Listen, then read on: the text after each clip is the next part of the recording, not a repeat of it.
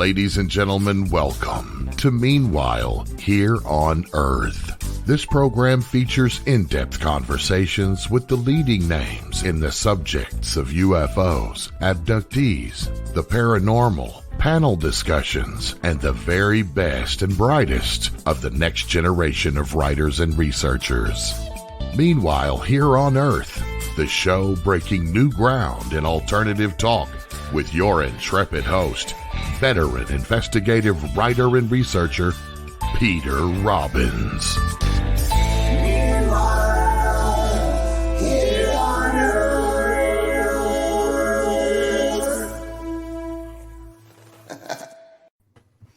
And welcome back to Meanwhile Here on Earth, here on KGRA Digital Broadcasting.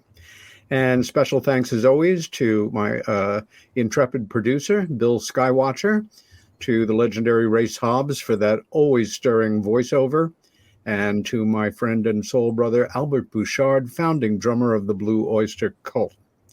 Watch or listen live to our show at no cost on KGRA Digital Broadcasting on their website, kgradb.com, or on KGRA's YouTube channel. Thereafter, programs can be viewed on KGRA as subscribers. Subscribe and gain access to their huge archive of shows on UFOs and the paranormal. And use Peter as your code, your password, and you'll receive a 30% discount. And what you will do with all that extra money, I can only guess. You also have the option of a free 3-day subscription. And the first 30 plus episodes of Meanwhile Here on Earth will remain on YouTube until the sun burns itself out. Also, you can listen audio only to this show on Spreaker.com anytime you want. Before we bring on tonight's guest, just a quick thought. Tonight marks exactly 1 year since this show has been on the air, and about 2 years since KGRA asked me if I wanted to be a broadcaster. I asked them if I could think it over, and did think it over for quite a long time before agreeing. I want to thank all of our audience members who have made this so worthwhile to me and to our guests. My mandate, as I saw it, was to try to capture the audience of folks that watch and listen to shows like this for starters, but also to be a program for people who were new to the subject. And one of the ways of doing that was, besides having panel discussions, which is working really well, has been to have people on who are known in the field or upcoming, and rather than ask them about what they think about the latest cases, where we can see them next, tell us about your latest book, it's been, how did you become the person you are? And I, again, want to thank all of our guests that we've had so far, 1 year in running. And tonight, we bring on a guest who really is in a place by himself in many respects compared to many of the folks we've had on. Ralph Blumenthal is a distinguished lecturer at Baruch College and the City University of New York, and summer journalism instructor at Phillips Exeter Academy in New Hampshire. He was an award-winning reporter for the New York Times from 1964 until 2009, and has written 7 books on organized crime and cultural history. He led the Times Metro team that won the Pulitzer Prize for breaking news coverage of the 1993 truck bombing in the World Trade Center. In 2001, Blumenthal was named a fellow of the John Simon Guggenheim Memorial Foundation to research the progressive career and penal reforms of Warren Lewis E. Laws, the man who made Sing Sing sing. The book on Warren Laws, Miracle at Sing Sing, was published by St. Martin's Press in 2004. For more than 45 years, Blumenthal led an extensive and illustrious career at the Times as Texas correspondent and Southwestern bureau chief, 2004 to 2008, arts and cultures news reporter, 1994 to 2003, investigative and crime reporter from 1971 to 1994, foreign correspondent in West Germany, South Vietnam, and Cambodia in 1968 to 1971, and Metro and Westchester correspondent 1964 to 68. He began his journalism career as a reporter columnist for the Grand Prairie Daily News Texan in 1963. Oof, quite a year to start a career in journalism in Texas. Blumenthal earned a Guggenheim Fellowship in 2001, a Columbia University Graduate School of Journalism Alumni Award in 2001 as well, and the Nyman Foundation's Worth Bingham Prize for Distinguished Investigative Reporting on U.S. Air Crashes in 1994. He was named a Townsend Harris Medalist of the City College Alumni Association in 2012 and inducted into CCNY's Communication Alumni Hall of Fame in May of 2010. Since 2010, he has taught journalism in the high school summer program of Phillips Exeter Academy in Exeter, New Hampshire, and in 2010 was named a distinguished lecturer at Baruch College, where he has taught journalism and currently oversees historic collections in the Newman Library archives. You can find his website at ralphblumenthal.com. And it is a pleasure to introduce Ralph Blumenthal. Welcome to Meanwhile Here on Earth. Thank you, Peter. I'm exhausted just listening to your intro. I've used up all our time. Show's over. Merry Christmas, folks. Thank you. Yeah. Ralph, like me, you are a native New Yorker. And I think for a lot of folks who are kind of mystified by greater New York and maybe think of it as an impersonal place, it's a wonderful place to grow up, and certainly in the times that we did. So let's begin at the beginning. Where in the city were you born, and can you tell us a little about your parents? Yeah, happy to. I grew up in Inwood, which is the northernmost neck of Manhattan, where the cloisters are, the Metropolitan Museum's medieval wing. It's a place of wonderful parks when I grew up there. And still today, it's really been basically untouched, although a recent rezoning calls for a lot of new building there because the city fathers, in their ultimate wisdom, decided that this neighborhood is too nice. We have to build it up. So that's going to go through it just went through a rezoning, and there's going to be a lot of new construction, alas. But it was a lovely place to grow up. It was a mixed neighborhood, Irish, Jewish, basically. And we had the Fort Tryon Park and Inwood Park and the Hudson River ball fields, where we, played according to the season, baseball in summer, football in the fall. It was a wonderful place to grow up. And so my parents were immigrants from Germany. They came in 1929, just in time for the Great Depression. And luckily, they got out of Germany under the Weimar Republic, so it was still a time when, as Jews, they could get out. They got married and immigrated just for a new life. But some of my relatives, unfortunately, they weren't so lucky. Yeah. But anyway, so I grew up in this German Jewish household. My parents spoke English with a German accent, and I learned German from my grandmother who came over. And all in all, it was a wonderful place to grow up. Your first dream was not journalism. It was, like mine, being a painter. Another one of the wonderful things about growing up in the city is the access to some of the greatest museums in the world. As a kid, did you visit the Museum of Modern Art and the Metropolitan Museum, and I'm sure the Museum of Natural History like I did?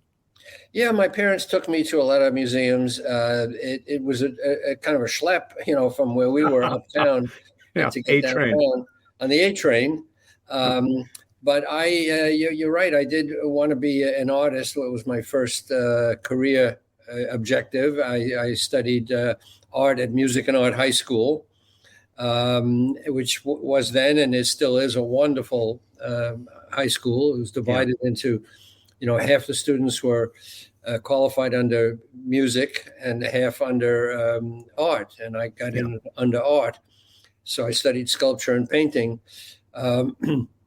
But that was my first goal.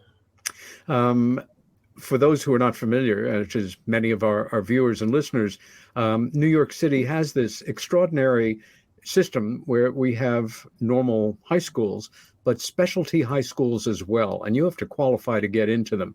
And if we went through the list of some of the distinguished graduates of the high school in music and art who went on to Juilliard and distinguished career in the arts, would take up the rest of the show. Also, I should say, in the interest of full disclosure, I lived in Inwood for a time as well. And having lived all over the city, I think it was my very favorite area. Also, my dad grew up for part of his life in Inwood. So when I learned that's where you started your life, it was a double pleasure to hear.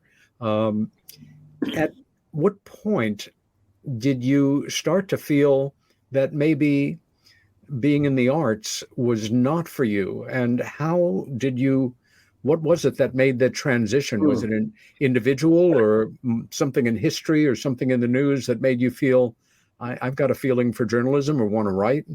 Well, what happened is, a lot of my life, Peter, was governed by synchronicities, which is interesting because it comes up obviously in the study of UFOs.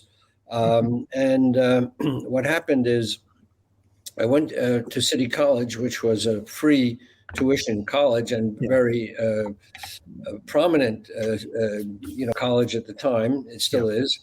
Uptown in Harlem. It had two campuses then, and where I am now at Baruch College was really a part of City College when I went, and then it broke away and became its own school. But I went to the City College Uptown, and I studied art my first 2 years. And one day I walked into the newspaper office, the student newspaper called The Campus, and I was immediately captured, abducted. I mean, I thought this was the coolest thing going. The kids there were very tough. They knew about everything at the college before anybody else because they were on the paper. So they, got advanced information. They wrote on deadline, which was a great skill I yearned to acquire. I was in heaven. I mean, I never looked back. I still love art. I go to museums, but at that point, I turned my career objective to journalism. Yeah. And I rose in the ranks of that paper, the Campus, from, cub reporter to copy editor to ultimately editor-in-chief. Again, synchronicity being what it is. My dad went to CCNY on the GI Bill, but the downtown 23rd Street campus. My campus was over on 23rd Street on the east side as well at the School of Visual Arts, where I graduated from and then taught. Your first job in journalism before you joined the New York Times as basically a clerk in 1964 was working for a newspaper in Texas in 1963, which gave me a chill when I read it. What a place and what a moment in history to start your life as a journalist. Where were you on November 22nd, 1963, if I may ask? Yeah, well, that's an interesting story. I went down to Texas because I had a little time off. I graduated in the off year to become editor of the newspaper. I stayed an extra half year, so I graduated instead of in June of 62, which I was scheduled to graduate. I stayed until January of 63. So I had some time off. So I went down south and made my way to Texas, where I knew some people from Inwood.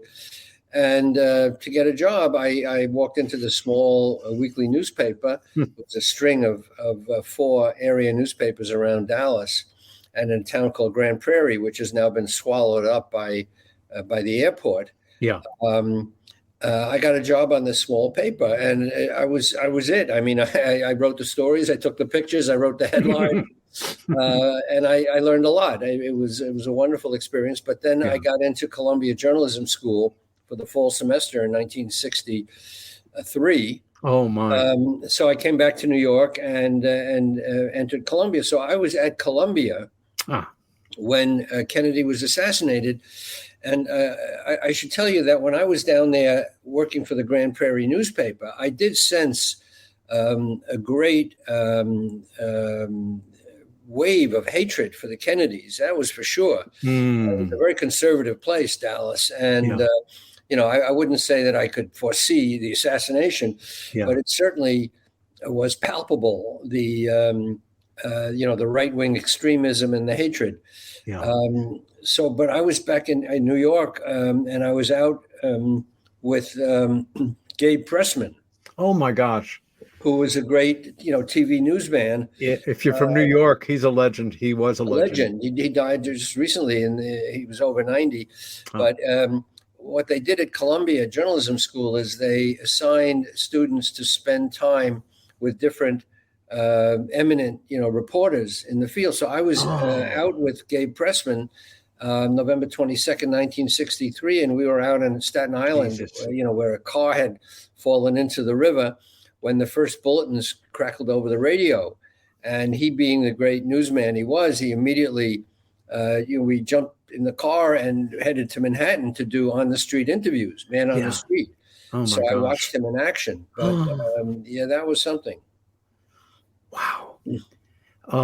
Making that jump from Columbia, one of the most distinguished journalism schools in America, to the august New York Times had to be kind of a dream for a young journalism graduate.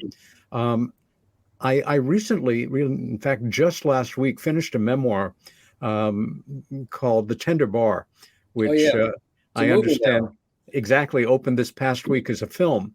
And I was doubly fascinated, in part because of everybody in the book is an alcoholic and nobody's admitting it. It's just the great bar culture and, the father issues involved. But our protagonist, the author, talks about starting at the Times as a copy boy and, kind of the madness and the dreams and the hours. What was it like starting to work at the Times for you? Well, it was great because when I graduated Columbia, I didn't really know what I was going to do. And again, it was another moment, a great synchronicity in my life. I interviewed for a number of jobs as a cub reporter on different papers, Louisville Courier and other papers, like many of my classmates who were all scrambling for jobs in 1964. But I wasn't sure what I wanted to do. So I figured I would just stay in New York till I figured it out. And a friend of mine from City College was a copy boy at the New York Times. And he said, they're hiring copy boys. And I wasn't sure I wanted to be a copy boy because I was really starting at the very bottom. You basically get coffee, for that's exactly right. Reporters. But I really had nothing else in mind. So I figured, well, I might as well go to the New York Times, which was a wonderful choice as it turned out. But so I interviewed there and I was overqualified because I had already edited my college paper and I had been, graduated from Columbia. So, I was in the top tier of young journalism wannabes. And that job at the Times was really a very menial job. You just carried, stories from the reporters' typewriters to the editors and got coffee for people and did whatever they told you to do. But there was no writing involved. But I did do writing on my own, and I handed it to the editors. Good. And that caught their attention. So I was put on the staff pretty quickly. And within a few months, you were on the Metro staff. Do you remember? That had to be a very proud day. Some of your first assignments? It was. And the editor was a wonderful character named Abe Rosenthal, A.M. Rosenthal. Oh, my gosh. Who was a legend at the Times. He had been a foreign correspondent, and he was brought in 1962 or so to make the paper less of a sleepy place, which it was, and encourage good writing. People like Gay Talese, for example, who were there then, who were allowed to sort of expand the boundaries of news writing. So Abe Rosenthal liked my writing and put me on the staff. And so that was a tremendous, step up for me. And after a couple of years of general assignment writing, I was sent up to Westchester County, to White Plains, to be a suburban correspondent, which was really almost like being a little foreign correspondent. I had much more freedom to come up with my own stories. It was a bureau, so we were not subject to the immediate call of the editors. We could dig out our own stories. So that was a great formative experience. Certain years resonate for us, especially if we live through them. 1968 is certainly one of them. For me, coming of age in the 60s and all that came with it. 1968, we saw the murders of Dr. King, of Bobby Kennedy, Altamont, and the tumult in the world, things gearing up in Vietnam. I had the draft hanging over my head at that time.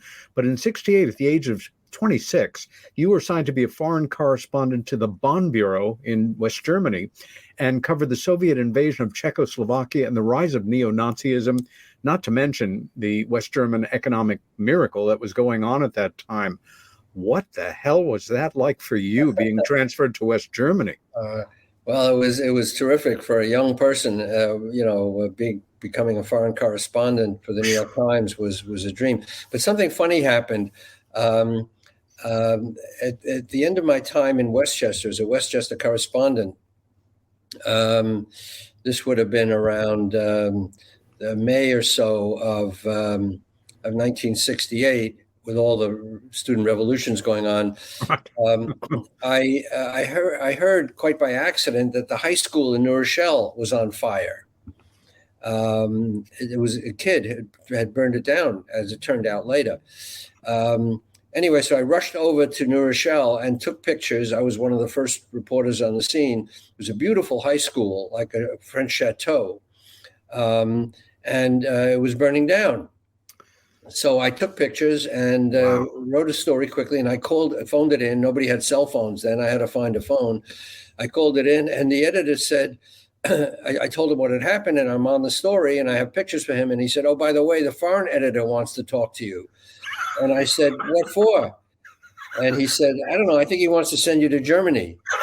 So, in the middle of being on deadline with the story of the high school burning down, I got all excited, and I tried to reach the foreign editor, but he had left for the weekend. So I couldn't find out what he wanted. I had a very miserable and anxious weekend. And when I did reach him, the story appeared on page 1, by the way, my picture of the fire. But when I reached him the following Monday, he said, "Yeah, I'd like to send you to Germany." So that was terrific for me, and it was a great time because, as you noted, the Soviets marched into Czechoslovakia in August, and all of Europe was on edge, thinking that the Russians, may continue to sweep through Europe. That this was the beginning of World War III, and I landed in the middle of all that, and my bureau chief in Bonn said, "I got an idea for you. Why don't you fly the corridor, the planes into Berlin back and forth to see if the Russians are shooting down any planes?" I said, that doesn't sound like a great plan to me. If they shoot me down, I won't be around to write the story. He reconsidered. But anyway, it was a great chance to cover a pivotal moment in European history. And I was on the border, and I saw, facing the Russians and trying to figure out what was going on. But anyway, it was a great time to be in Germany.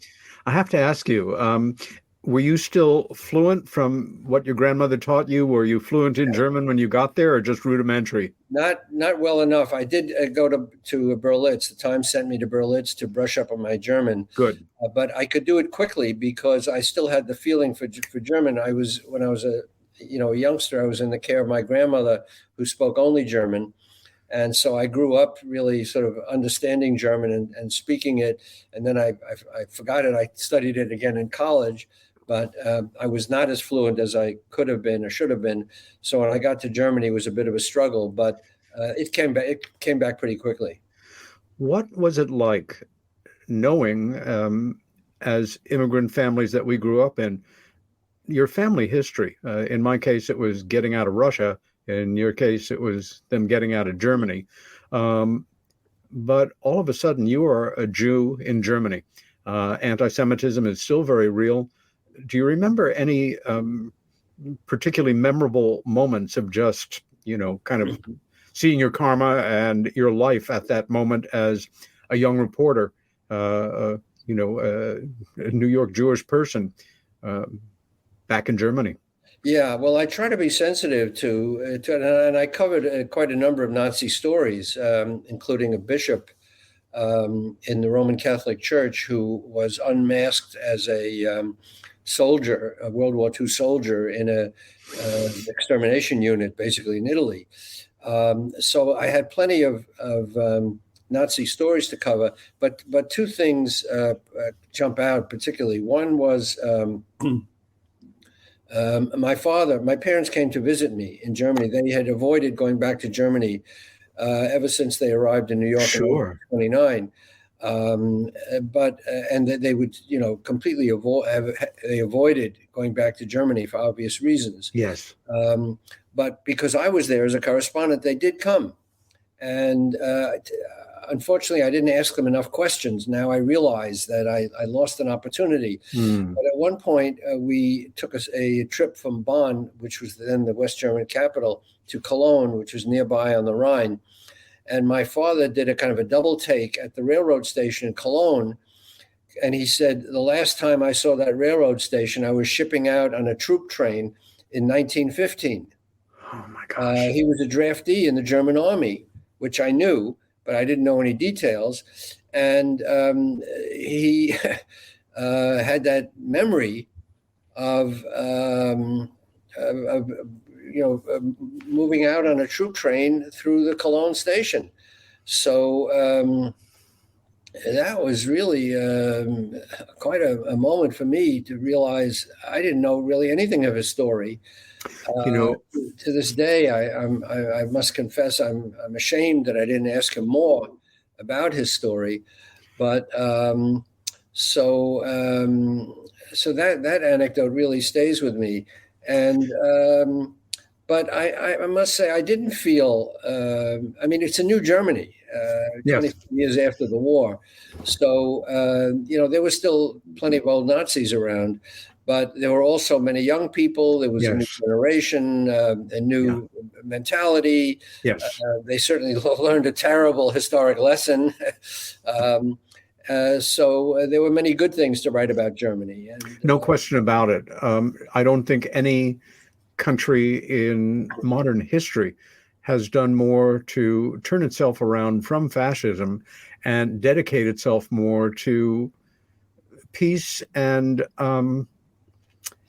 how can I say, acknowledging its past. Reconciliation. Yes. A problem that still lingers with modern day Japan, although they've certainly done a wonderful job. Right, Peter. The Germans made a fetish, really, of atonement. To the point where, there's monuments everywhere. And the Japanese have not done that at all. They have not come to terms with that. They're still enthralled to the right wing that protects that legacy and will not let them really will not let the young generation delve into their terrible history. Before we move on, I think it's important to say that, and I know this from my father's mother's half of the family who were German Jews, that German Jews, up until Hitler consolidated power in 1933, anti-Semitism had been going on for a millennium or so. It was understood, but it always passed one way or the other. And German Jews always took great pride, not only in being the best educated Jews in Europe, but the most patriotic. And many German Jews went to war with the same sense of nationalism for the First World War that their Christian and other compatriots in Germany did as well. It's just that things changed after 1933, and if you hadn't gotten out by then, you didn't. Absolutely. It's a very interesting story that the German Jews felt very betrayed by their treatment under the Nazis because they felt patriotic under the Kaiser. And my father was a draftee. He didn't volunteer in the German army, but Jews felt very much a part of Germany and participated in the industrialization, the Yep. Development of Germany, the rapid development, super rapid development of Germany, and then of course the collapse after World War I turned them into scapegoats. Yeah, exactly. We could spend the whole show on this and other shows as well. The following year, though, the Times sent you to Saigon to cover the war there and the spread of fighting to Cambodia. At that point in '69, I was demonstrating in the streets. You were there where it was happening. What was that like? Well, again, a moment of synchronicity. I was very happy in Germany. I was a bachelor. I was a New York Times correspondent. I had, a wonderful megaphone. My proficiency in German was improving, so I felt more and more comfortable in the beat. There were great stories to be gotten. Yeah. And just when I thought this was really great, they called me up and said, "We'd like to send you to Vietnam." So I had kind of mixed feelings. It was a wonderful opportunity in those days to cover a war. Sure. For a young man. I was 27 or so. But I was giving up a very happy and comfortable life in Germany. But it was too good an opportunity to pass up, of course. I wouldn't turn it down, and I went. And I got to Saigon in November of '69, which was a little over a year after Tet, which was the big, Viet Cong uprising. Everything had turned around, yeah. Yeah, that aimed at a quick communist victory that failed, but at a terrible cost to the South Vietnamese and the Americans, and even worse to the Viet Cong and North Vietnamese, because they suffered tremendous casualties. Absolutely. So the country was still traumatized, and it was still very much an open battle between the American or Allied forces, principally American and South Vietnamese, against the North Vietnamese and the Viet Cong. So I saw a lot of that firsthand and learned to operate. This was a time before cell phones, where communication was very difficult. We had to write our stories on typewriters and carry the copy, the typewritten stories to the Reuters office at night, breaking the curfew, where they could be teletyped to New York. So because it's like a 12-hour difference from Vietnam to New York, so we wrote the stories at night, 8, 9, 10 o'clock at night, which was 10 o'clock the earlier morning in New York. So they had plenty of time to edit the stories. So we basically worked around the clock. It was that's what it was. You got up in the morning, started working on a story. You worked on it all day and into the night, and fixed it up last thing before you went to sleep. So it was tough, but it was a wonderful education for a young journalist. Yeah, there was a story developing at that time that the American people were not aware of under Nixon's war plan, which was the extension of the war into Cambodia, which caused a huge explosive scandal when it broke. Were you aware of that at some point or another? And do you remember at what point you did become aware of this secret extension of the war into the next country over? I was aware because we found out, the journalists found out that the war was spreading to Cambodia, that the U.S. was carrying the war to Cambodia and actually secretly invading Prince Sihanouk's country, because Cambodia was officially neutral, even though it was leaning toward the North Vietnamese. It gave the North Vietnamese a lot of trails to bring supplies into South Vietnam.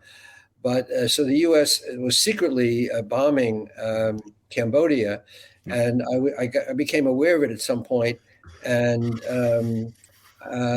was informed by the American military authorities there that this was a state secret, and I could not announce in the New York Times that we the U.S. would bombing in Cambodia. Yes.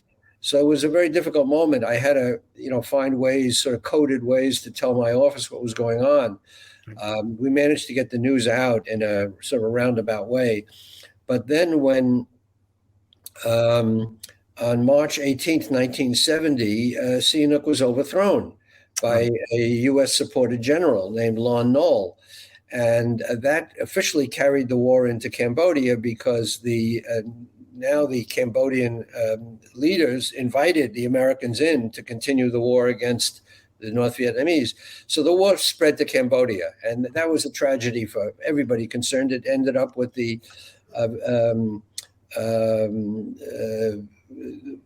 Pol Pot, the Cambodian fanatical, communist leader, turning Cambodia into a charnel house that killed more than 2 million Cambodians, the killing fields and all that. It was a horrible disaster, but I got to cover the spread of that war to Cambodia. Incredible. And, it was really becoming kind of an eyewitness to history. It was literally within a month or so of that time that after 5 years of student deferments, I failed my draft physical. And lucky for you. I was very lucky. And at the same time, I felt like young men, going back a long time, I needed a coming of age experience that I wasn't going to get in the military. And I ended up getting a job on a Norwegian freighter and shipping out as a common deckhand and drifting east and being on the road for a year and getting my education of the world that way. In 71, being a soldier. Yes, it's funny. It reminded me of something because while I was still in college, I had to register for the draft. And at that time, people were being taken into the army for Vietnam, but I had to register. And I tried to sign up for a National Guard unit, and there were all kinds of problems with signing up. And anyway, I didn't get taken into the National Guard. I registered, but I wasn't taken into the army. But then when I got to Vietnam, the soldiers there said to me, "Wait a minute, you're here and you don't have to be here?" And I tried to explain to them, well, I'm a correspondent. Yeah, but you don't have to be here and you're here. They could not get over that. Yeah. Anyway, I was a lot luckier than they were, obviously, because it was just horrible what young men were being, they were basically all men, were being put through then. And many of them overwhelmingly Black. The ironies of history are so replete in this moment in time. I think back to right that period when I was roaming free as a bird around Tora Bora and parts of Afghanistan, exploring areas on my own in a very peaceful, tolerant kingdom before the first wave of Soviet incursion and the world changed again forever. In 1971, though, the following year, the Times brought you back to New York, where you kind of switched gears and began to cover another war, that with, well, the mob. I mean, from the frying pan to the fire, all of a sudden, and this was at a time when the Sicilian mafia held great sway in New York and in the United States. What was it like making that transition? Well, I had hoped actually after Vietnam to get another foreign assignment, but it didn't quite work out that way. I came back to New York. I was waiting for another assignment, and editors changed, and so suddenly I was a metropolitan correspondent, not a foreign correspondent, and I remember that the Times had a grizzled reporter named Charlie Grutzner who was covering the mafia then.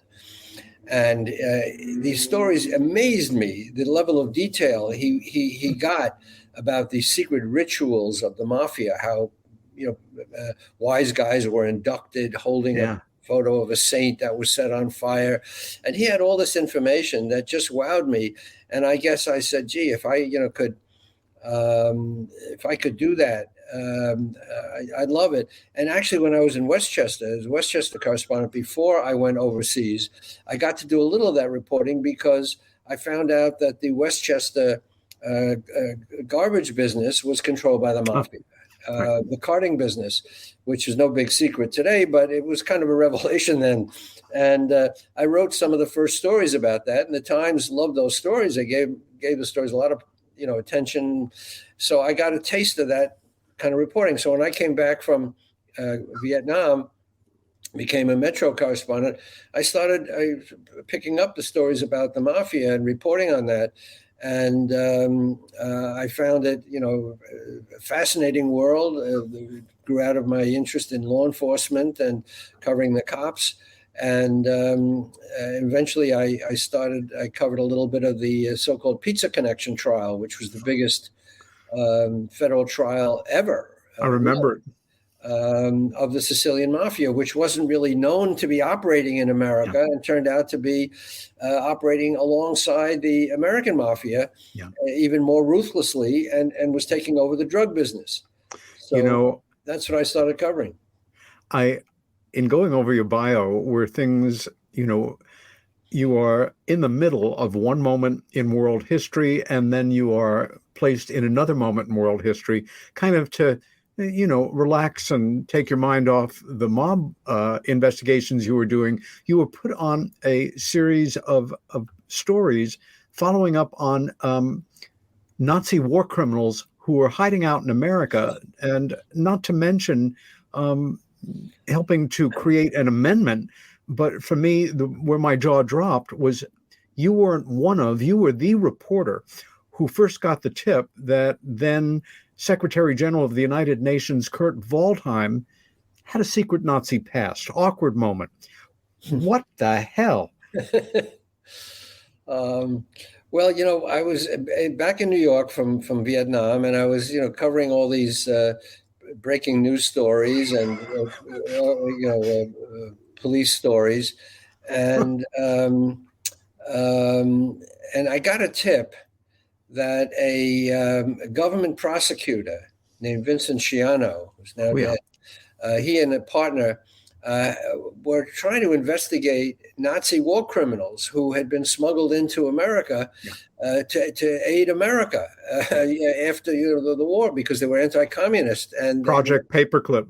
Yeah, like Nazi scientists. So, but these guys were these prosecutors. American prosecutors were trying to get to the bottom of what was going on with these Nazi war criminals, and they were being thwarted by the CIA, who brought them in. Exactly, and their superiors were sort of hampering their efforts to find out how these Nazis got into the country. So I started doing a series of stories about some of the Nazi war criminals who were let in, and some of them were horrendous. There were people who did human experiments on concentration camp prisoners. And there was a bishop in Detroit, a Romanian Orthodox bishop, who had fomented atrocities in Romania, a slaughter of Jews. He was a member of the Iron Guard, and he was a respected member of the Romanian Orthodox Church. He gave the opening prayer at the U.S. Senate, I think, in 1956. Oops. So I went out to interview him, and I ended up writing these stories about these Nazi war criminals who were in America, who had been brought in. Some of them, slipped in under, by downplaying their pasts, but others had been actually brought in by the CIA because they were anti-communist. Exactly. And they had the best anti-communist network established in all of Europe, and those secrets came over with them. Right. Yeah, there was something called the Rat Line, which was recently the subject of a book. They called it the Rat Line, which is those lines that rats use to escape a ship. Yeah. Well, this Rat Line made it possible for Nazi war criminals to get out of Germany after the Nazi defeat and find their way to Argentina and South America and, and into the United States with the help of, fascist church members often. Anyway, so that was something I investigated and I found really intriguing. And the Times had an appetite for these stories. And as you said, eventually Elizabeth Holtzman, member of Congress, introduced an amendment that became law that barred citizenship to anyone who had participated in atrocities or in discrimination against a particular group, in this case Jews. Yeah. So that really changed the law. Not that we needed another thread of corruption going on at that moment in time in New York, but this was a time when the cocaine trade was really building up and amping up, coming from Florida, New York to distribution points. And a Brooklyn representative, Fred Richmond, pled guilty and resigned. But the level of corruption was tremendous. And of course, this was an area where, if you got in their face too much, like the mob, they would kill you. Again, you had a certain status as a journalist, but how close did you ever have feelings that, maybe I am pushing a little bit too hard, or I should back off on this story, or there are certain protocols I need to follow in dealing with the mob, or, the cocaine stories that you were following? Well, I always knew, what the rules were. And the rules were you don't get involved with the mafia. The people that they would threaten or kill were people who were involved with them in some business dealings or whatever. And because then they could point to you and say you were dirty in some way. Yeah. So as long as you avoided that, there wasn't much danger, as a reporter of getting, attacked or killed by the mafia. I mean, I had a few scary moments meeting guys in garages and things like that. And I was very well aware that these are not nice guys, not nice people. They were kind of scary, but I kept my distance, and it was always very professional. And so I was able to interview them and get information, and they left me alone. In 1984, a historic moment occurred with the nomination of Geraldine Ferraro as the first woman nominated either to be president or vice president candidate. And it was quite a moment, in feminist history and American history. But it was bollocksed because Ferraro's husband, who was a major contractor in the New York area, John Zaccaro, was caught in not fully legal dealings. And that was a case that you worked on as well that also changed a moment in history. Can you tell us a bit about that?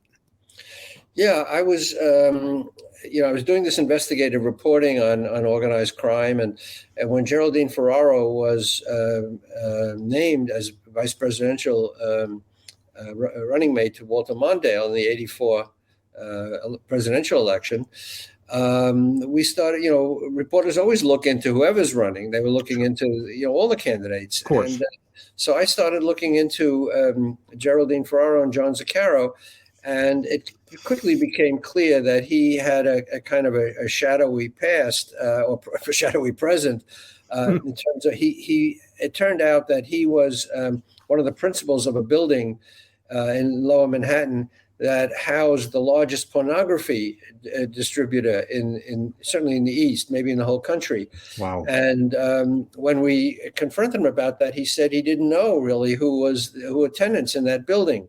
It was kind of hard to believe. And more information then came out that he and Geraldine Ferraro were involved in some peculiar dealings that she never could quite explain. And it turned out that the Democratic organization was unaware of this as well. They hadn't done their homework really, and they were avidly following our stories in the New York Times. And at first they were hostile to us, that we were sort of torpedoing, the Democratic team running. And then eventually they said, what do you got now? What do you got now?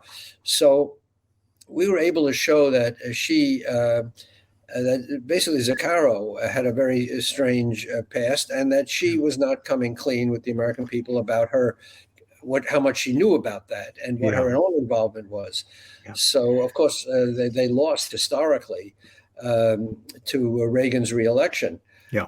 So it wasn't, it didn't become an issue that she'd be, elected as vice president. But I'm very proud of the reporting we did, and I think we unearthed a lot of very important details for voters to know.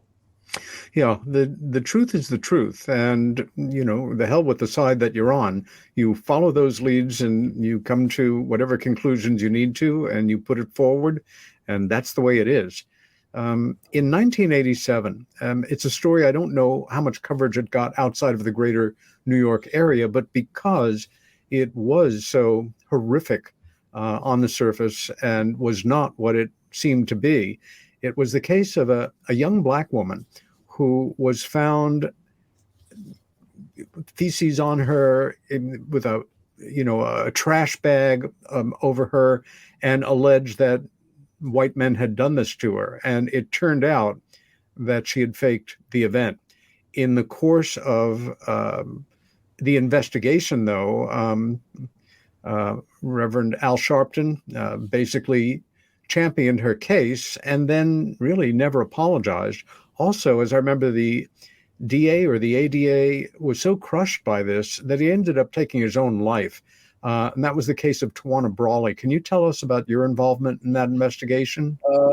Yeah, in 1987, a young girl had been found in a trash bag with KKK and other epithets daubed on her in feces. And she didn't say much about what had happened, but it quickly became a fascinating case, obviously, for the tabloids. And the Times assigned me and a group of my colleagues to look into it. And it happened in Wappingers Falls, which is about an hour and a half north of New York, near Poughkeepsie. So we spent a lot of time up there interviewing everybody. And Al Sharpton and two other Black leaders championed her case. And she never said much about what happened, but they spoke for her and alleged that she'd been attacked by a group of white racists. Yeah. And so that was the dominant storyline. And Mario Cuomo was the governor, and Robert Abrams was the attorney general, both white. And they had to kind of field these allegations, which were very nebulous, that she'd been attacked. But that certainly everybody believed that she had been at that point. Yeah. So we did a series of stories in the New York Times, and it became more and more clear that it didn't add up, that there was something else going on. And as it turned out, she had made up the story to avoid explaining that she had stayed out too late one night, and she didn't want to get in trouble with her father. So she and her mother cooked up this story, actually acted it out, and my mother put her in the trash bag, and that only came out after a grand jury investigation. But it was a very divisive case, obviously, and our team at the New York Times had a Black reporter, E.R. Ship, with us, so we really were working very hard to be fair and not to make it a racial issue in our reporting. But the truth, as you said, the truth spoke louder than anything else, and the story didn't add up, and eventually it was revealed to be a hoax. And Sharpton, you're right, never did apologize to this day. He's never apologized. I believe he was sued by a white assistant district attorney who was defamed. That's right. And I believe Sharpton paid some or all of that money that he had to pay as a judgment, but never apologized for that case. Tawana Brawley is off somewhere. We lost track of her, her family. But it was a terrible case, because we know that there are many real cases of black people being attacked and exploited and terrorized. But so this threw a terrible shadow over these cases, suggesting that that they were not true, and they were hoaxes. So that's what made it difficult. But the truth is the truth, and we wrote a series of stories that won some prizes. We wrote a book about it afterwards. So I'm very proud of that reporting. In the next year, you actually wrote your first book, which was about the last days of the Sicilian mob in New York and the Pizza Connection. Did you, of course, the central figure in the mob at that time was John Gotti, the boss of bosses at that moment. Did you ever have any face-to-face situations with him? I did not, but I mean, Gotti was the American mob, and the Pizza Connection, so-called, was a Sicilian operation that was operating secretly in this country. No one really knew how entrenched it was, operating alongside the Bonanno family. But I did have occasion later on to write about Gotti because the FBI was able to bug his supposedly secure headquarters. Social club. Well, not the social club, because they couldn't get into the social club, but he had an apartment in a building over the social club that belonged to a widow of a mob soldier. And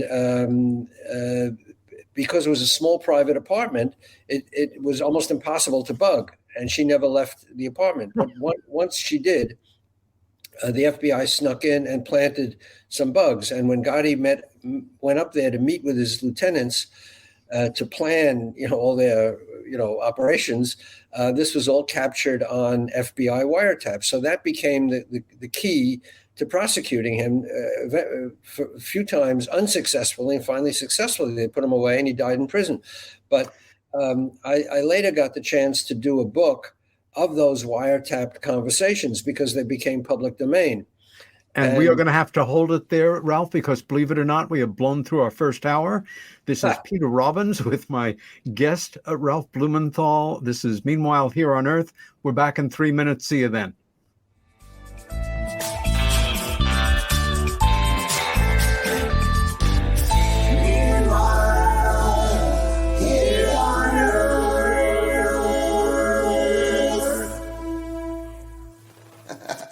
Hey members, the new KGRA-DB app is now available on iOS and Android devices. Gain on-demand access to any KGRA-DB programming. Download any show directly to your mobile device to listen or watch on the go. Go to the App Store and search KGRA-DB.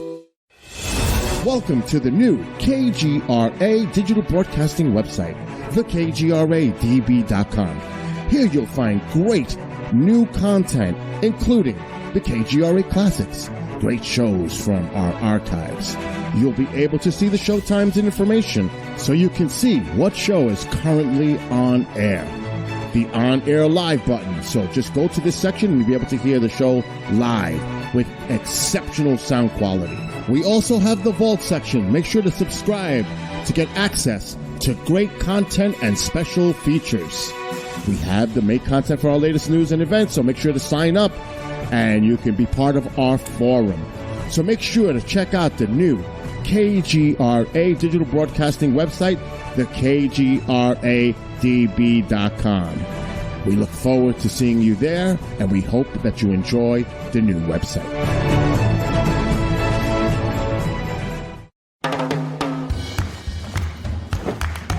I don't want to talk about it.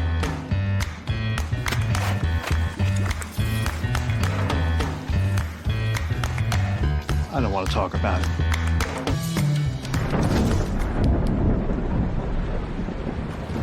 Families don't have to talk about everything, but they should talk about how to plan for an emergency. Get tips and resources to make your family's emergency plan. Discover the Observation Deck, a one-of-a-kind virtual event platform that takes video conferencing to the next level by using avatars to navigate a campus. There's so many areas and activities to choose from. There's a 1,000-seat auditorium, an expo hall, a nightclub, and even a beach. So come attend a conference, take a class, or hear a lecture on the incredible Observation Deck campus.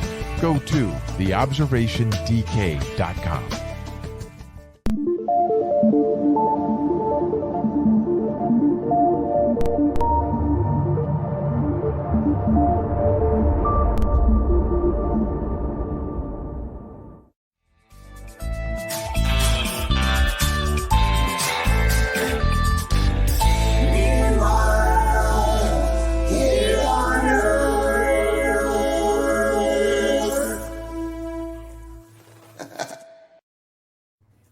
And welcome back to Meanwhile Here on Earth with Peter Robbins and my guest, Ralph Blumenthal.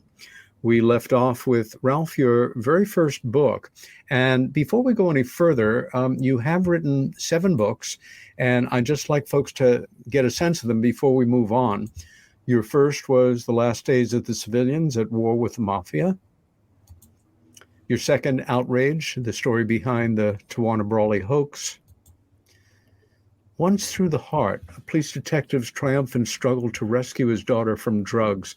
And this had to be a rough one on you, not to mention the family involved, but a really heartfelt story. This one really caught me off guard because as a passionate amateur New York City historian myself, the Stork Club is, like the Copa, one of the true legends of New York, nightlife society. And this one, which I put this on my list of books to read, How One Man Transformed the Lives of Americans' Most Dangerous Prison, going on to the Gotti tapes, which again went into the public domain, so to say. So what a rich archive of material for you to work with. And then your most recent book, which for a lot of our viewers and listeners is the book that they know you best for. I read The Believer, I think about 2 weeks after it came out.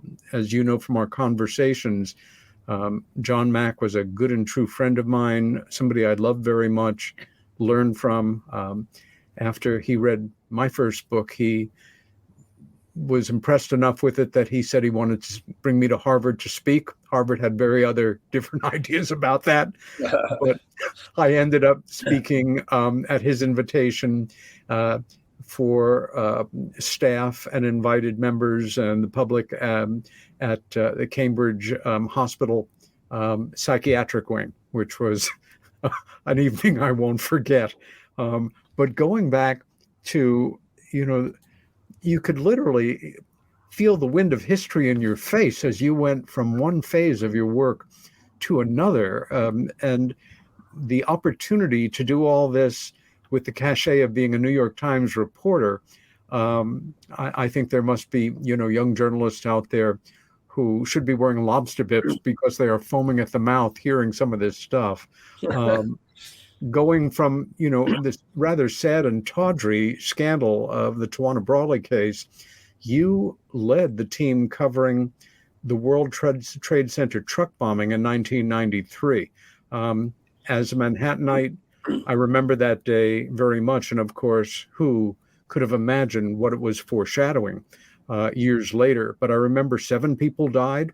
And I remember once the public was allowed to get down into that area as Reconstruction was going on, seeing the extent of the damage and thinking, wow, this is a tremendous amount of damage. And of course, what a cupcake compared to what was going to happen.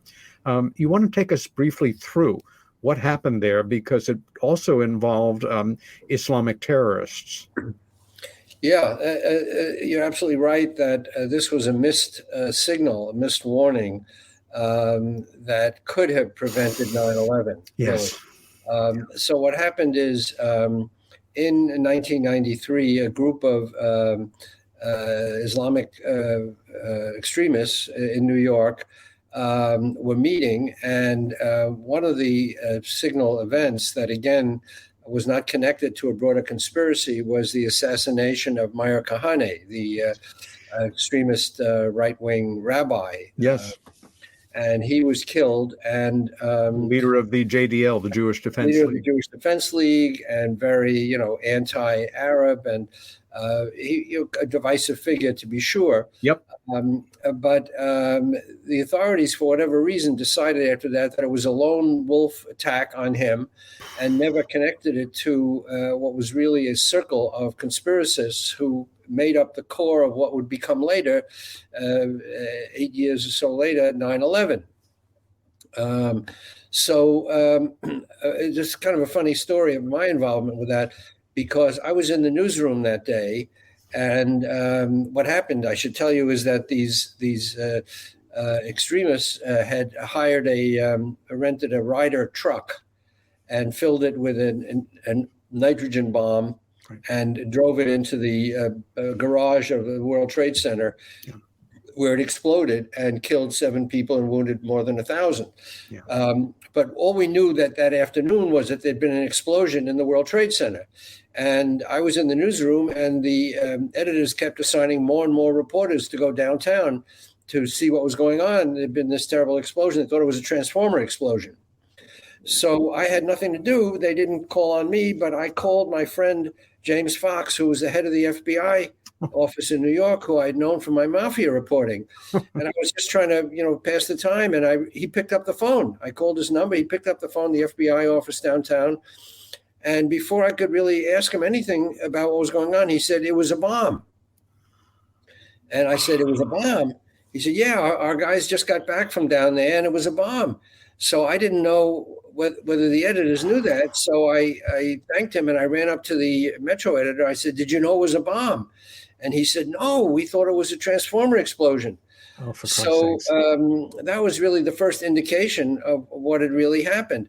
So anyway, I got put on the team that did the investigation of what had happened, and we found that this was a group of terrorists who were planning, this attack for a long time, and they drove this bomb into the bowels of the World Trade Center, and they were all rounded up, by the way, because the axle of the Ryder truck was found in the ruins, and the axle had a serial number.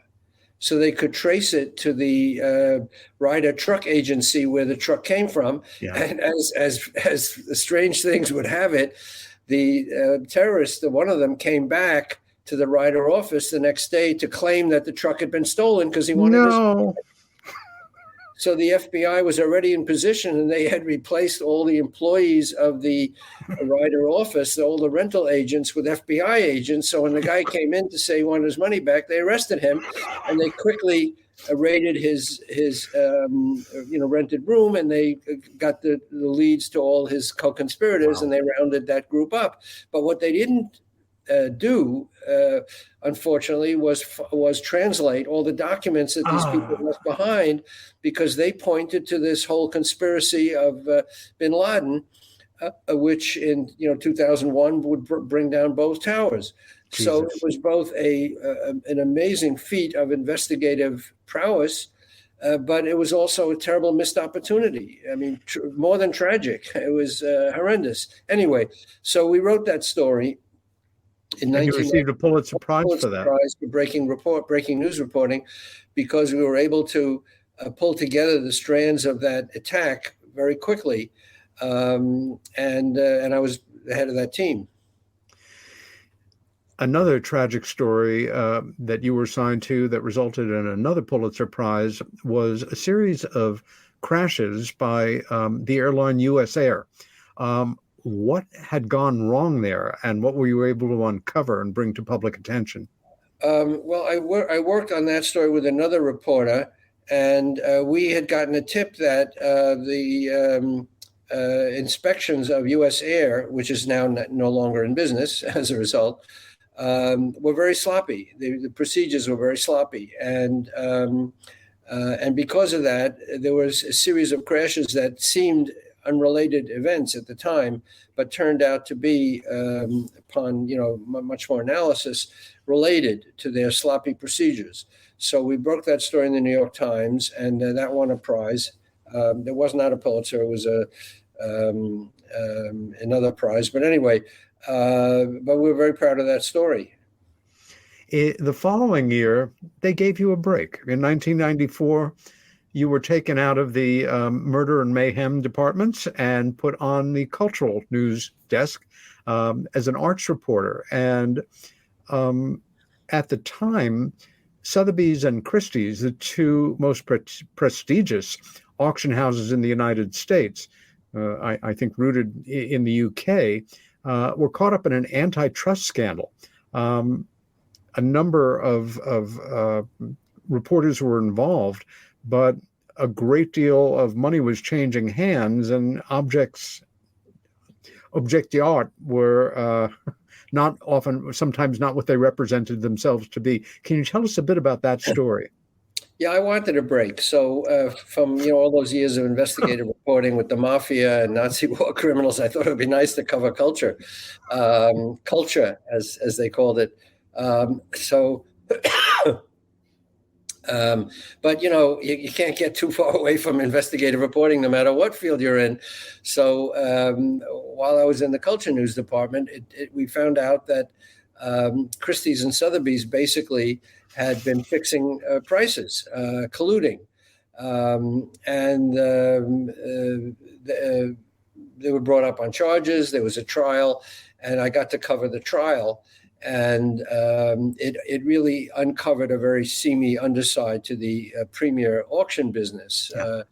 And it turned out that they were fixing prices, and the head of Sotheby's went to prison, and there was a big shakeup. So,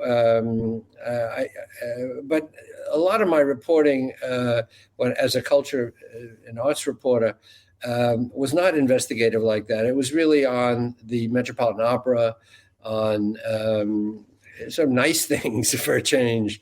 So it was a nice interlude. In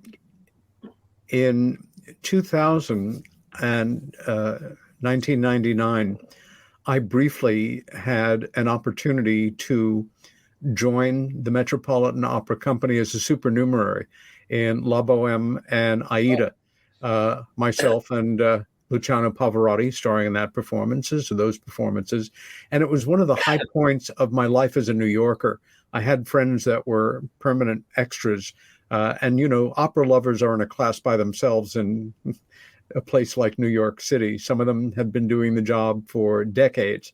And all of a sudden you're backstage. I got to take part in a performance where then just having stepped down from office, President Clinton and his daughter were in the front row, and I was a spear carrier in the Egyptian army, and knew if I moved a little bit too fast, there were 5,000 people in the audience, and they would remember me and not Pavarotti that night. But what fun covering the opera. It really is. Everybody should see Grand Opera. It will blow their minds. Forget about the greatest rock and roll shows you've ever seen. Grand Opera is absolutely mind-boggling. It was, and to rub shoulders with some of these people. I got to interview Pavarotti. I went to his studio, and he told me exactly what side he wanted to be photographed from. He was very demanding, just like you'd imagine him to be a real, divo. But anyway, it was a nice time of my life, and I got to cover some great stories. It's wonderful. Ralph, where were you on the morning of September 11th, 2001? I was home and about to go to work, and my wife was out, and she was in a store where she heard the news it was spreading like wildfire about 8:45 in the morning, and she called me and said, "Quick, turn on the TV." And I turned it on, believe it or not, in time to see the second plane hit. Oh. And the first one, everybody thought immediately was an accident. Of course. The plane had run into the World Trade Center. By the time the second plane hit, everyone knew that it was obviously an attack. And I rushed into the office. It was very hard. You couldn't get a cab. I had to walk from Midtown to. Oh, boy. Okay. But because, every city was turned upside down. Absolutely. Yeah. What are some of your memories of that day, if you don't mind my asking?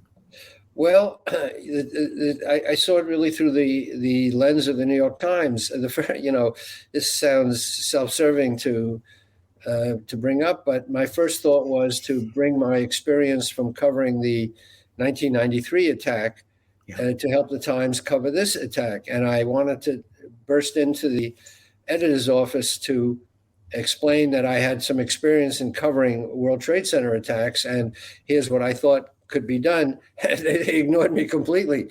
They were so busy assigning people and, running around, as you'd imagine. And so I didn't get the time of day, and I ended up not partaking of the coverage at all, which is a good lesson for young journalists, that as quickly as you can be, top of the world, in the right place at the right time, you can also be sidelined. And I was sidelined. And so I did very little of that coverage after all the coverage I did in 93.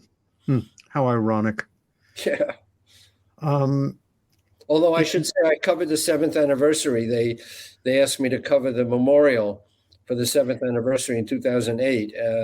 And it was a very touching experience because they read out all the names, and the bells peal for the two planes striking the towers at different times, et cetera. So it was very touching. Yeah, I was on 57th Street that day at my office, but on September 11th, 2002, the 1-year anniversary, I spent the day downtown, and it was heartbreakingly moving. One of the things I remember most was, you remember how the street, the city over the days following the initial attacks filled with police officers, first from every state in the Union, firefighters, and then from overseas. And there were quite a number of British police officers in New York that day. And, scenes just of love and people bursting into tears and connecting with each other in ways that are really unimaginable. Yeah, I remember the funerals at St. Patrick's. Every day when I walked to work, there'd be another funeral at St. Patrick's. So because so many, 300 some odd firefighters lost their lives, and dozens of police officers. So there were every day there were funerals. Yeah, it was certainly the most heartbreaking time in my life to be a New Yorker, and a time I was never prouder of to be a New Yorker as well. In 2003, you were sent to Texas, where you reported on death penalty cases, and also on President Bush's somewhat fudged military record and a polygamous cult. 3 very intense stories. What can you share with us about some of that time you spent in Texas in 2003? So in 2003, I was ready for a change, and I heard that the correspondent, bureau chief in Houston, was leaving for another assignment, and I applied. And so they were taken a little bit aback because I was at, I joined the Times in 1964. So by 2003, I'd been there almost 40 years. This was not a time to, take on a big new assignment, but they thought it over, and I was enthusiastic about it. So they said, sure. So I we moved my family to Houston, and in 2003, and it was wonderful because it was like being a foreign correspondent, except in my own country. I could discover a new world, really, because Texas is a completely other world, better or worse. But fascinating people, unbelievable history, patriotism for their state, a part of the geography that was new to me. Although I'd been there, as we said, in 63, in Grand Prairie, Texas. But anyway, I had not been there in a long time. So it was a chance to reconnect with Texas, and it was wonderful because it was Texas. I always tell young journalists, you throw a rock and whatever it hits is a story. And in 2003, it was the run up to the election year. Bush was running for re-election. 2004, there was the strange polygamist cult that was, creating headlines. There was so much to report on, and then in 2005 came Katrina, which was actually the biggest story. Oh God, right. I had down there, and we knew that the hurricane was coming. A big hurricane was coming in, and the nobody imagined how big. Nobody could imagine how big. And the editors first said, "No, you don't have to go." Even though I was close to it, I was 5 hours away by car from New Orleans. They said, "You don't have to go." And then at the last minute, they said, "Yeah, try to get in on a helicopter." And there was no helicopters going in, I can tell you that. They were all coming out. But I did go in by road with a very good photographer. So we really were among the first people, if not the very first reporters in to see the extent of the damage. And which was horrendous. I mean, the people on the rooftops with white flags and, being rescued from the water was just heartbreaking. And I almost had a breakdown covering that. I mean, it was so intense. I was just about to ask you about that. Medical professionals, for example, are trained to deal with situations that involve human tragedy and physical suffering and mayhem and dismemberment to the human body that most of us would simply pass out from if we're lucky. And part of their training is a certain amount of desensitization, or you're not capable of doing the work. Over the years, you have been put in some phenomenally emotionally intense potential situations. And how does a professional journalist at your level of the game hold that off, separate that? I mean, being on the ground in Vietnam and seeing, wounded people, bodies, and again, the hurricane itself, where, as you say, it almost broke through for you. How did you deal with that? How do professionally journalists deal with that kind of stress and heartbreak? Yeah, with difficulty. I mean, I must say in Vietnam, maybe when you're younger, you're more able to cope with things because you don't know that much. Everything kind of slides off your back. When I got to New Orleans for Katrina, I was more affected really than I ever was in Vietnam. I remember one incident where the photographer and I followed a plume of smoke to see what was going on. And we got to the scene of a building on fire. And the firemen, to my amazement, were just standing around watching this store burn, huge flames. And I, stupidly, I guess, I asked the firefighter, why aren't you putting out the fire? And with tears in his eyes, he said, no water. The hydrants weren't working. And the irony is that the city was underwater, but there was no water to be had to put out fires. So they just stood by helplessly watching this fire burn. And I must say that got to me to the point, even today, I have difficulty telling that story because it was so emotional. And seeing people walking around like, zombies, like the end of the world, pushing shopping carts with their belongings and tattered clothes. And one woman I remember was rescued on a boat. Private boats were being called into service to rescue people. It was an army, a navy, an armada of boats from all over came, private citizens, to rescue people. And a boatload of people came in and landed on the part of the interstate where the waters were lapping at the edge of the highway. The highway went into the water. The water had risen up over the highway, and this boat sort of docked on the edge of the highway, and a woman got out and sank to her knees in gratitude that she'd been saved. So, we saw scenes like that repeated over and over again. At one point, we were in a boat, a lake, actually, looking around for what was going on. And I looked under the water and I saw a body. It looked like a body of a child. And, I called the attention of my photographer and we looked down and it was a statue of a cherub. We were floating over the cemetery. Oh my gosh. But it was completely underwater. The cemetery was flooded. We were over it.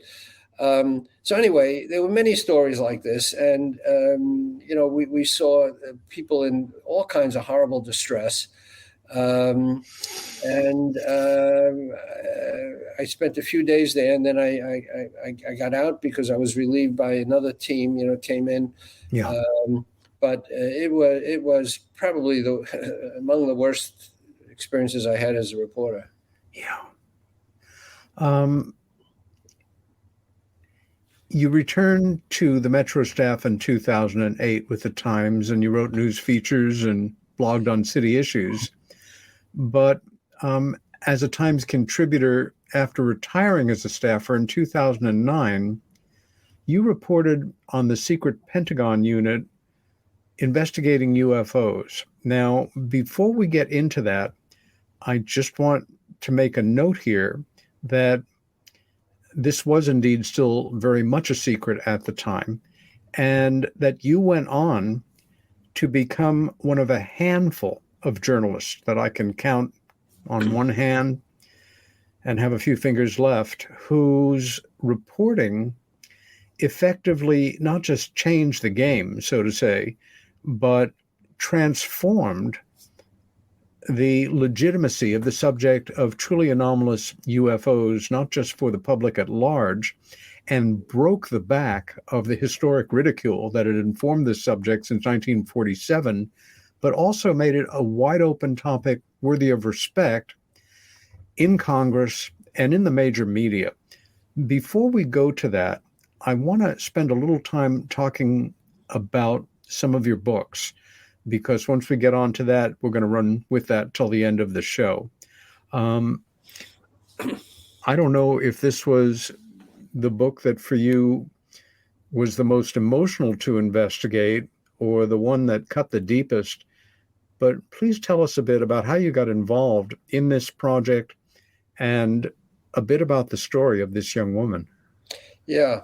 Well, as I said, this serendipity has just followed me through my career. So I had covered the Pizza Connection. I wrote the book Last Days of the Sicilians about the this landmark trial and recreating the Sicilian drug trafficking ring.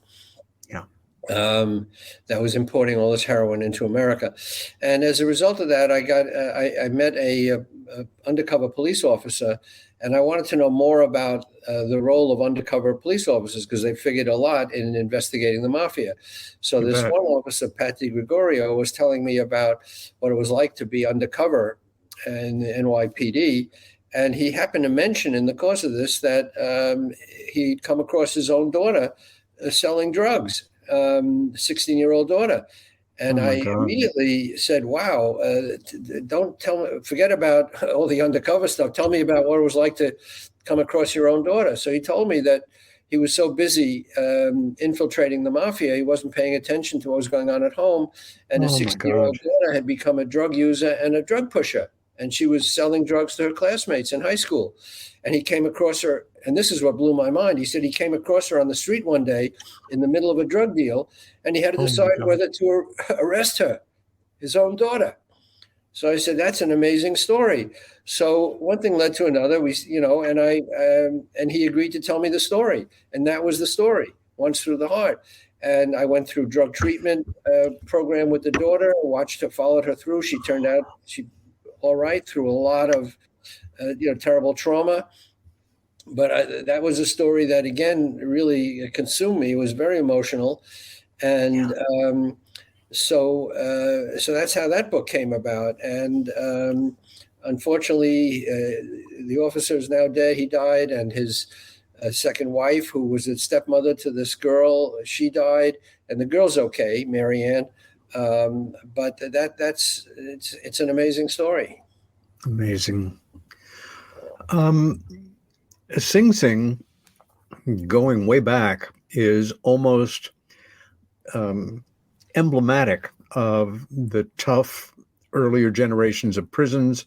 When I think of Sing Sing being a film maniac and not having a history of being in trouble with the law, I think of the great Warner Brothers films, the crime films of the 1930s, and just that sound of those two words makes me think of a giant steel door slamming shut.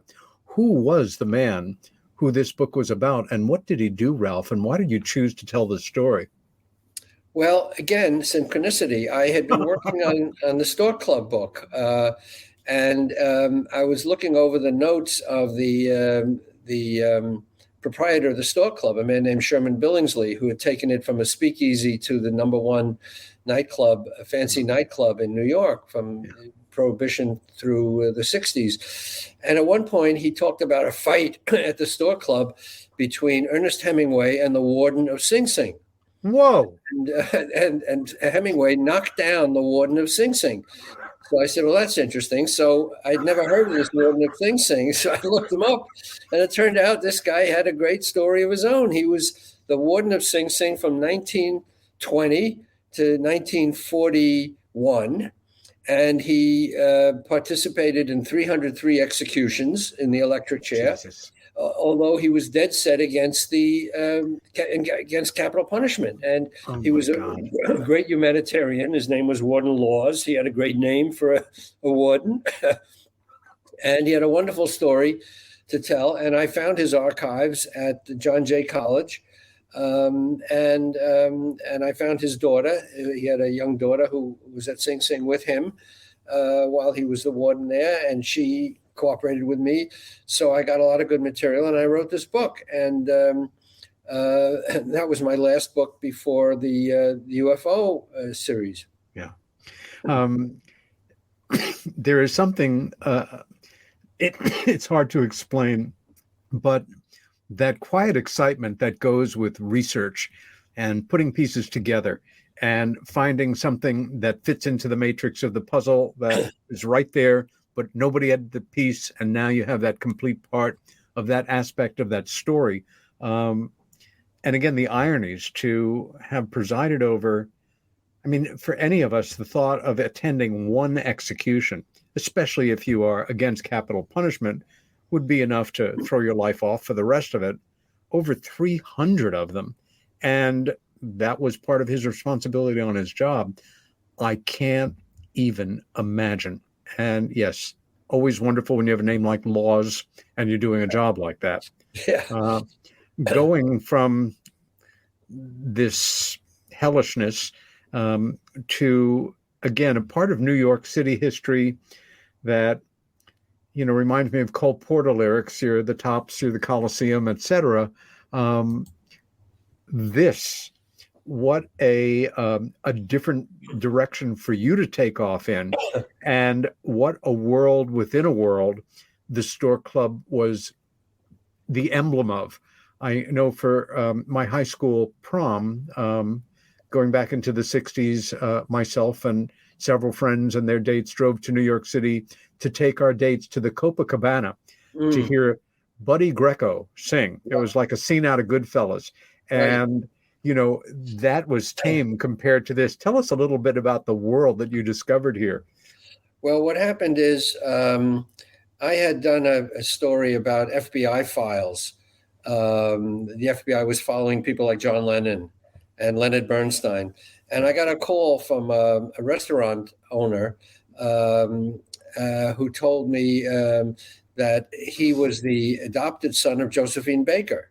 John Claude Baker, and he had a restaurant on West 42nd Street called Chez Josephine, and he told me a great story about how he was adopted with other orphans, although he wasn't an orphan, by Josephine Baker, who, by the way, has just been reburied at the most sacred spot in France. Yeah, she was kind of she was a war hero, and obviously the first mass media black entertainer. Anyway, he'd been adopted by her, and she had been the focus of a very celebrated racial incident at the Stork Club, where she claimed she was denied service. Now, when I looked into it, it turned out to be a much more complicated story, but it got me interested in the Stork Club, and I made contact with Sherman Billingsley, the proprietor's daughter, because he had died.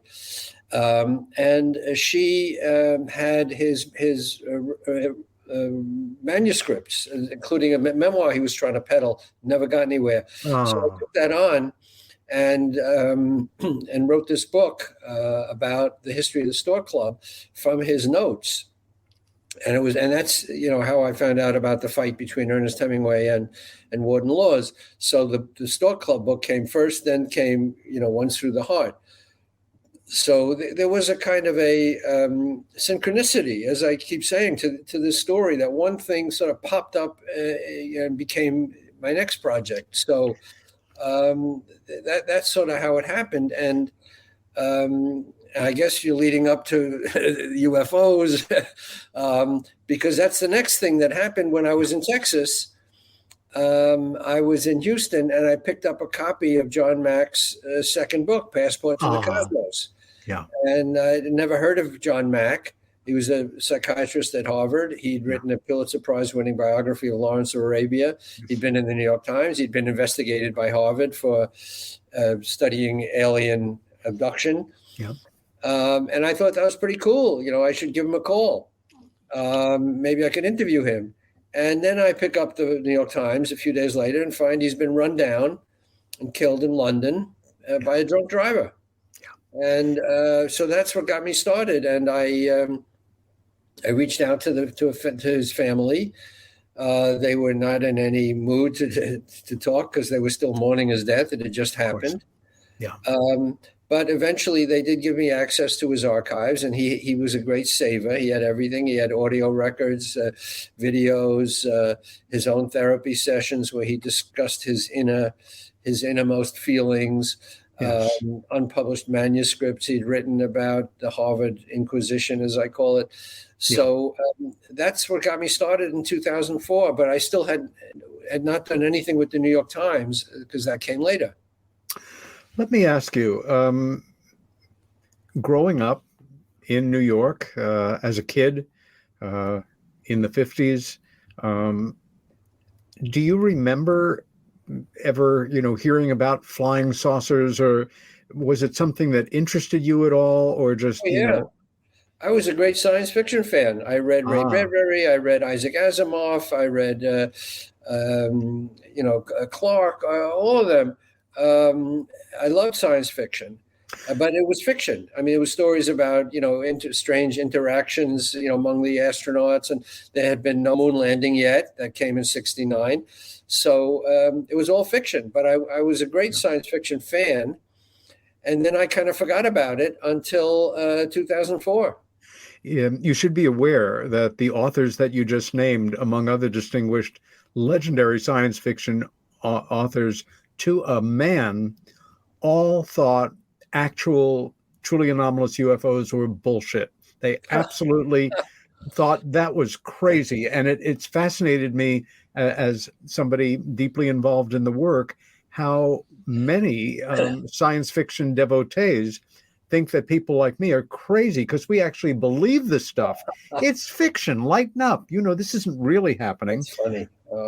But you got into it again as a journalist, and that there was this project that a former Speaker of the House had been involved in putting forward and funding.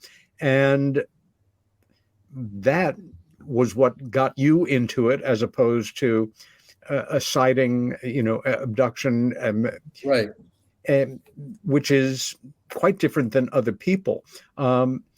Did you immediately feel that there was something to truly anomalous UFOs, and that some of them might represent actual advanced technology under intelligent control from parts unknown? Well, listen, from 2004, when I started looking into the John Mack story, I realized pretty quickly that he was onto something. He was a very smart guy. Yes. And he had also never seen, nor did I, ever seen a UFO, or he was never abducted by aliens.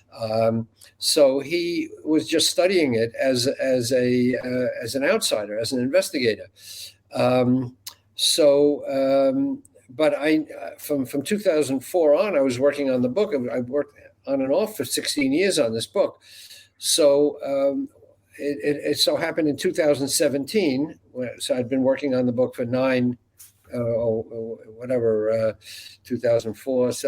years on and off. Leslie Kane, a colleague of mine who I got to know because she was the companion of Bud Hopkins, who had introduced John Mack to the whole subject of alien abduction.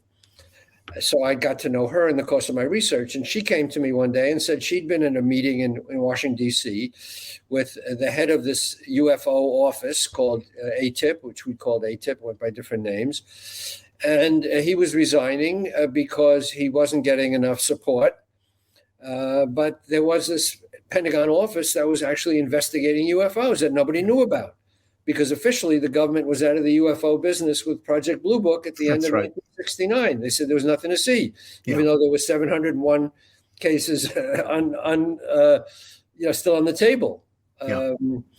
Anyway, So she'd been at this meeting in October 2017 where she found out there was this UFO office and the guy was resigning, and it had taken videos, or it had videos that had been taken by Navy pilots, which she had seen. So it was all pretty exciting. So I knew people still at the Times, and took it to top editors, and they all agreed it was a good story. We had, and this is really important, Peter, that this was not anonymous sources. This was not, rumor or speculation. We had the actual people saying on the record what was going on. We interviewed Harry Reid. We hooked up with a colleague in the Washington Bureau, Helene Cooper, who covered the Pentagon. She flew out to Harry Reid, former Senate Majority Leader in Nevada, and interviewed him. And he was the one who got the money, $22 million in black Pentagon funds to investigate this back in 2007. Yeah. So we had the story backwards and forwards. We had the resignation letter, which even Jim Mattis, the defense secretary, hadn't seen yet because people were afraid to show it to him. So we had this nailed down 100%. And of course, the editors went for it. They checked it out. We checked it out. I mean, we answered a lot of questions, but the story really went into the paper very quickly. It ran almost 4 years ago to the day in December 2017 on the front page. And it with 2 and later 3 videos that the Times put up, which caused tremendous reaction. Yeah, tremendous. So that's the story. And considering that the Times history of reportage on the subject of UFOs has overall been very dismissive and cavalier and really quite insulting to witnesses, this was a huge break in the story. And I have to say, this period in your work is where your life and my life come into a grand synchronicity. Number one, I met John Mack the day that he first visited Bud Hopkins, because, as you know, I was Bud's assistant for many years, and I knew who John was in a totally different way. I had not read his psychiatric Pulitzer Prize-winning biography on T.E. Lawrence, but I worked for some years in a crisis intervention hotline office in New York, and especially on all-night shifts, if we didn't have people calling, there was a small library of books that you might imagine to be in an office like that. And one of them was a very insightful book on adolescent suicide by a Dr. John Mack. And that day he came to visit Bud because he had heard there was a painter in New York City that was convinced that aliens were abducting human beings. And being a psychiatrist, he wanted to meet this crazy person. And his life changed that day tremendously. And in a way, so did mine, because, John, I am so sorry you never had a chance to meet him. I know you have a real sense of him more than most people. Your biography is magnificent. And for me, as a reader, it's the first time I realized in my life that I read a major grown-up biography of somebody that I knew and loved, who I thought I knew and knew pieces of, but the pieces that you filled in were extraordinary. I also was the person who introduced Leslie Kean to Bud Hopkins. I didn't know that. Peter, it literally happened the day that she published her first UFO story on the French UFO report Comitas in the Boston Globe. At the time, for 5.5 years, I was running a UFO online news website called UFOcity.com, and that article was in my inbox that morning. I read it. I thought it was terrific for a mainstream paper. Leslie was a credentialed journalist. I immediately emailed her, complimented her, thanked her, and said if you would like to meet some of the better established people in this work and you come to New York, I'll be happy to make the introductions. And so I did. Wow. Yeah. Well, that's a story I didn't know. Wow, that's fascinating. Well, Leslie, as you know, is a great leader in this field. Brilliant. Having written a book on generals and pilots who have all over the world who have encountered this phenomenon, and so she gave it a great credibility. Yes, no figure in journalism, in establishment journalism, has done more, as Right. you know better than anybody, than Leslie Kean, to bring this subject to serious attention. And of course, she was one of your co-writers, along with it, Kathleen, on the December 2000. Helene Cooper. There you go. The three of you, I remember once asking the great B actor Kevin McCarthy, who starred in The Invasion of the Body Snatchers. I met him when he was in his early 80s, and we had a wonderful chat, asking him if at the time they had any sense of the impact that this modest budget, low paying B movie was going to have on the world of popular culture and film. And of course, he didn't.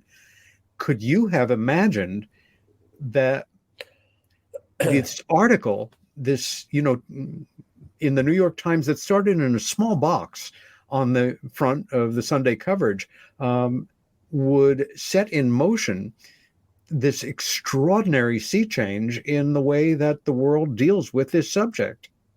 No, we really didn't. I mean, we thought it was a pretty good story from the beginning, but we had no sense of what part it would play. We hear now that it changed the paradigm or helped change the paradigm, made it safe for mainstream media to. The ridicule factor has been a big impediment to this whole field, as you know.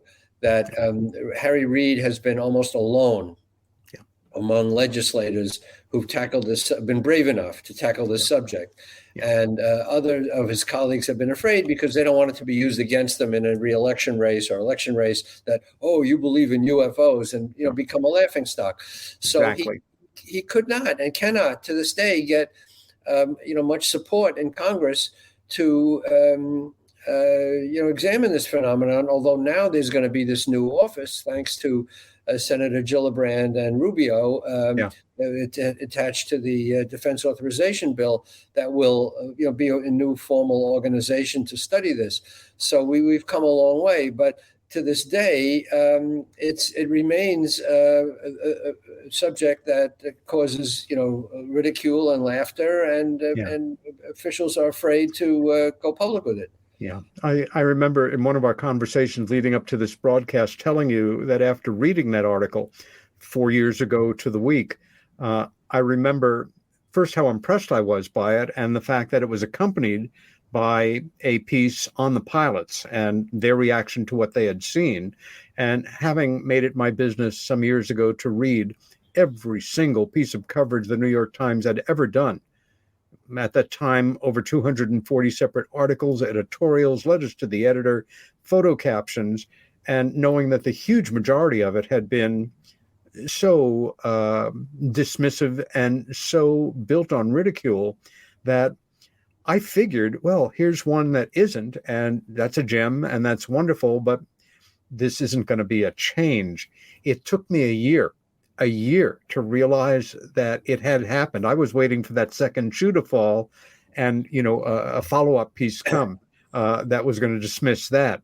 Also, Harry Reid, who is a tough son of a bitch, he reminds me a little bit of Truman in terms of his, a stoic character.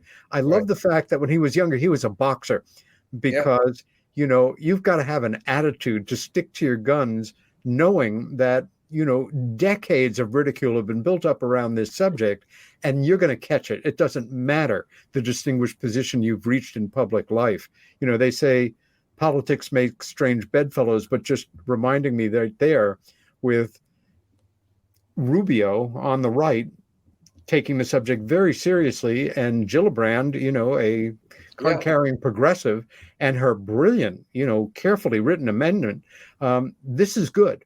This is healthy. This is exciting. And even though it's moving slower than many of us would like, you really have helped, shift the tide, change the game. And I wanted to ask you if since 2017, this is not a subject where you can walk away from. It will be one that you are interested in, for the rest of your life, professionally and as a private citizen.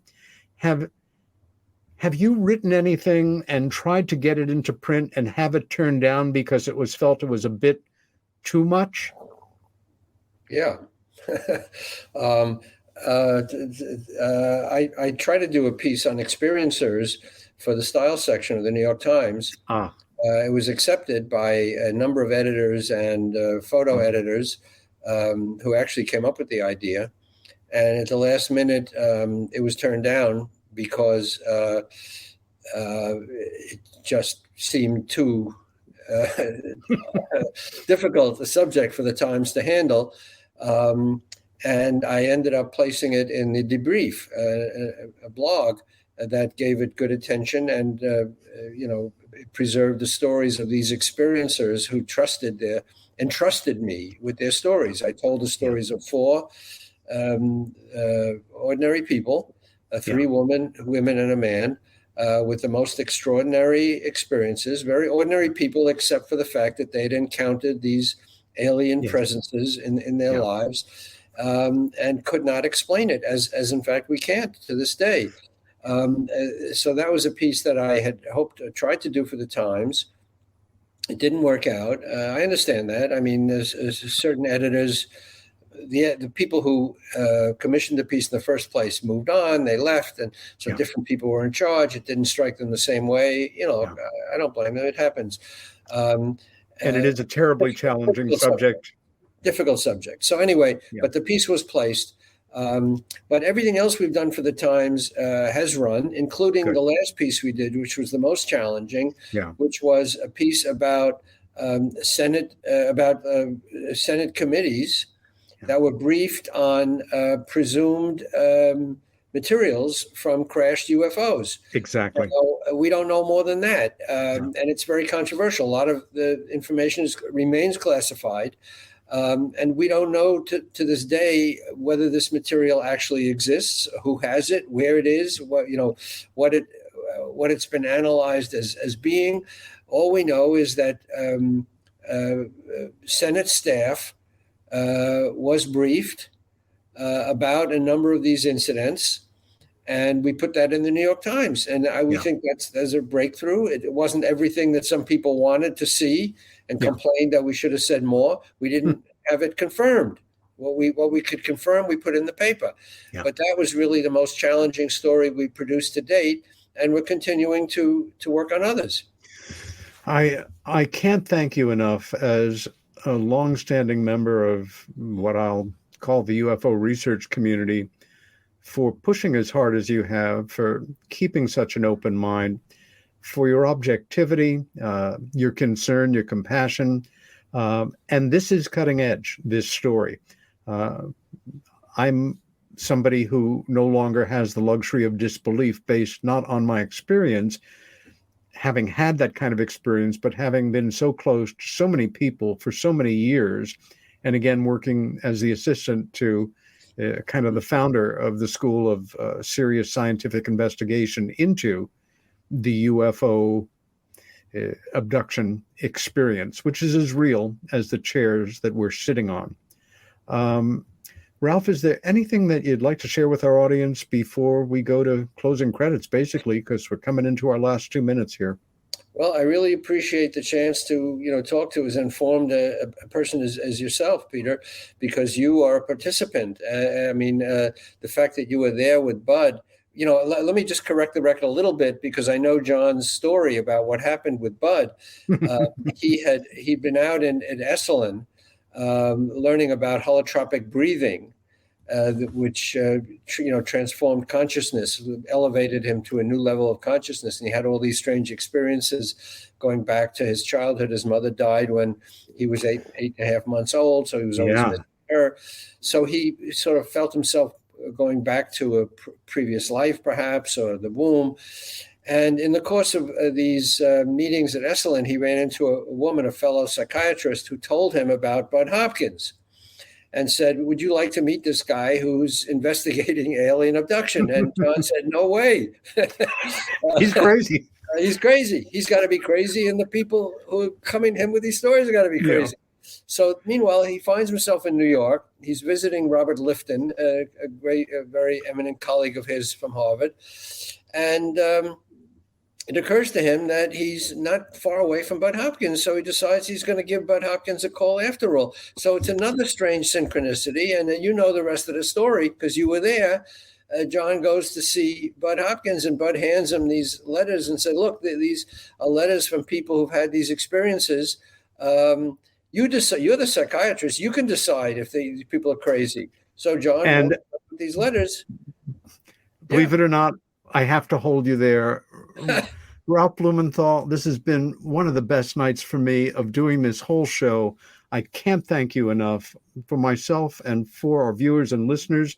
We'll be in touch. And I want people to remember that your website is ralphblumenthal.com. Next week's guest will be Rich Hoffman, founder and executive board member of the Scientific Coalition for UAP Studies, has more than 55 years experience in the field, and it's a show you're not going to want to miss. If you've enjoyed the show, please tell your friends. Stay well. Stand up for what you believe in. Be especially kind to each other this week, and Merry Christmas to you all.